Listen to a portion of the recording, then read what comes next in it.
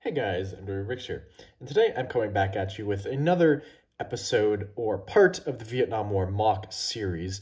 However, today is going to be a little bit different, and I will say that there wasn't a lot completed in terms of actually building on the MOC itself. So if you see, all of this looks pretty much similar to the last update video.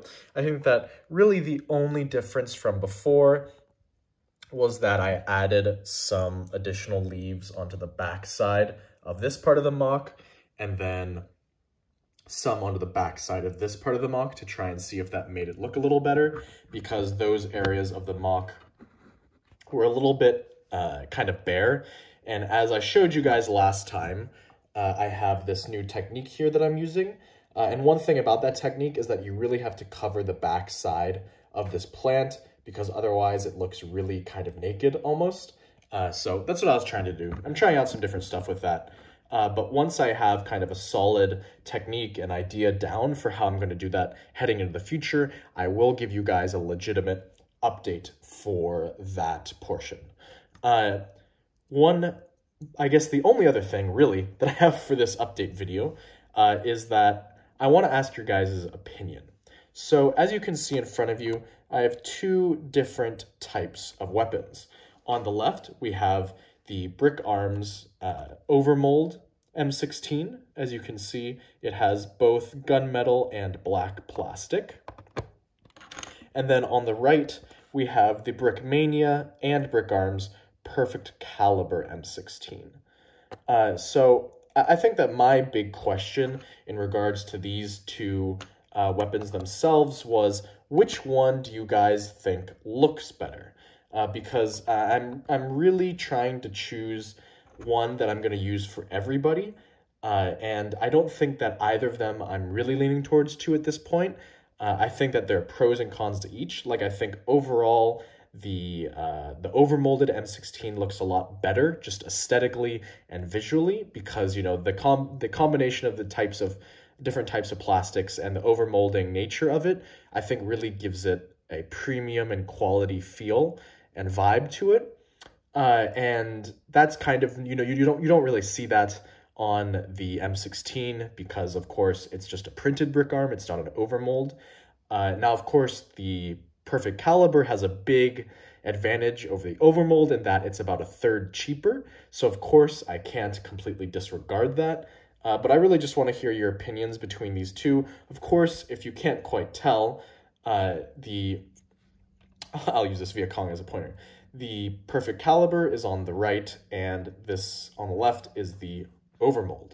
Something else that I would like to point out is that, as you can see, the size of the magazines are actually different between the overmold version of the M16 and I guess kind of the stock version of the M16 that they sell in the solid colors. I don't know why they're different. You would think that they would be the same because you think that they would just take a normal mold and put different colors into it. I'm not entirely sure how the overmold process works in general, so I might be, you know, I might sound completely uneducated and sound completely wrong on this issue, and I apologize if I do, but that is a difference I noticed. If any of you guys are kind of, I guess, up to date or knowledgeable about which one of these magazines would be more appropriate, or whether either of these magazines would be more appropriate, that would be helpful.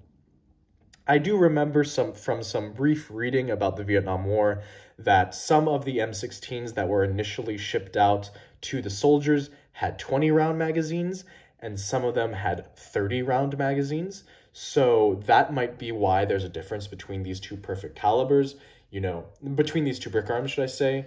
The overmold on the left might be trying to represent that 30-round magazine, as you see here, and then the Perfect Caliber brick arms version on the right might be trying to represent that 20-round magazine. That's my best guess. Of course, I'm completely speaking just out of, you know, I'm just trying to guess.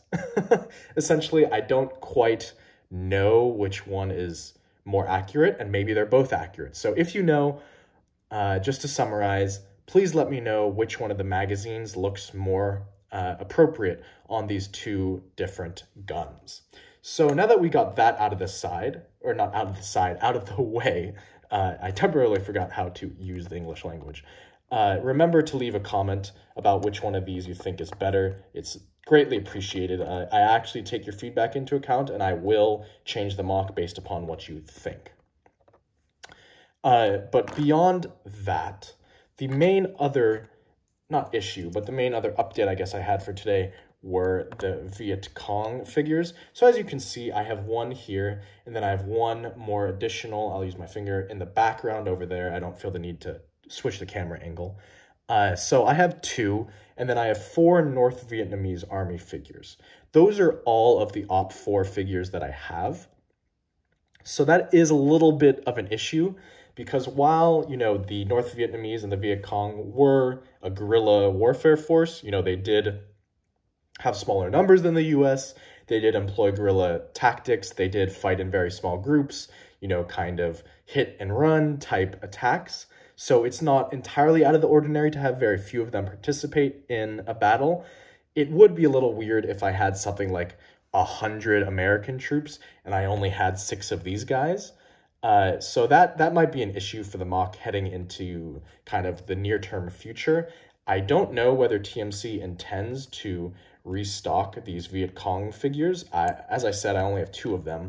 So I really actually need quite a few more of these guys to make the MOC feel slightly more balanced appropriately, because as I said, yes, there were many more few who participated in some of the battles against the Americans, but again, there are also huge, large-scale battles where the Viet Cong and North Vietnamese heavily outnumbered the Americans. So it wouldn't really make sense to have, you know, over 100 of the Vietnam American figs and then have less than 10 of these OP4 Viet Cong and North Vietnamese Army minifigs. That's kind of the conundrum or the issue that I'm in right now, simply due to the fact that they're not available. You know, you can't really find them on the third party. You can't find them on eBay or Mercari. You can't really find any Minifig Co. stuff, let alone Minifig Co. Vietnam War theme stuff that has been out of stock for a really long time. That's incredibly hard to find. Every now and then you used to be able to find some of the Americans on eBay and I think Mercari, but those have kind of gone by the wayside. There really aren't any more just, you know, kind of for sale on the market. So you would really, I would really have to work hard to find some of these guys, and I don't know whether that's worth the effort at the end of the day. So I think that essentially all of that is to say that I am very hopeful that that TMC will restock some of the OP4 figures that I'm going to use in this Vietnam MOC, and just that I can use for Vietnam displays and Vietnam MOCs just in general. I need a lot more for the collection because otherwise my collection is too imbalanced between the two sides. So hopefully that happens in the near-term future. Of course, I don't know exactly what they are going to produce, so I might get lucky, I might not. We shall see.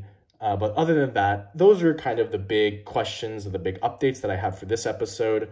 Hopefully by next episode, I will have more plates laid out over here, so this will be expanded, and then hopefully I will have some more right here laid out.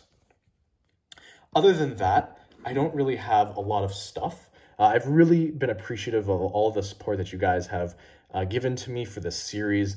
Many hundreds of views that all of these videos seem to get every time I upload them. You know, I'm very grateful that you guys enjoy it, and I'm happy that you guys are having fun with this content, because I like making it and I'll continue to produce it. But other than that, I don't really have anything else to update you guys on for this week and this installment. So I don't feel the need to make this video any longer. So as always, guys, like, comment, subscribe, do all the normal stuff, and I'll catch you next time.